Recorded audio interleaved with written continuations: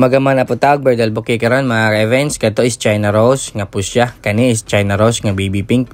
And then kana is local lang siya nga Cagayan nga rose baby pink. Gwapa po siya. And then kani is misty nga preserve. And then una sa tanan usami mag-bouquet.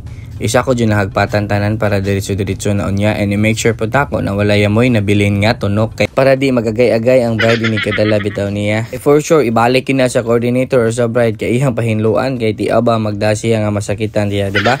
And then paghuman na katutanan is nag-andam na ko og leaves.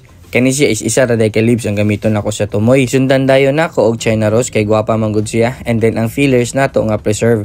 Actually kaning yung fillers nato nga preserve nga misty is dili gid unta ni siya gamiton. Kay Lily of the Valley man tong naa sa picture nga yang gisend nako nga bridal bouquet nga ganahan niya. Nya kay sobra man to ka mahal no mao to kanina lang preserve, pero ang dating anis mura ra gyapon siguro ingad to ba, pero hopefully maganahan ng bride. Og kana hapit na siya mahumanday mga ka-events no. Ang inyo lang jud timanan ani sa pagbutang og fillers is inyo nang itutug soy kay mao na siya magdaog bida. Kung pwede ba lang patas oning video pero dili man, so mao na nga kung naay mag-comment diha magama kog video nga slower version ani para mas makamaog maibaw-an ninyo kung saan jud ninyo pagama og kanang cascading nga bridal bouquet bitaw kay mao ni ang pinaka-importante sa tanan, kay mao man ni ang bitbiton sa bride, di ba? So mga mag-inquire daw kasal ayo mo kauwaw, inquire na mo sa mong page sa The Ball Flower Station. Salamat.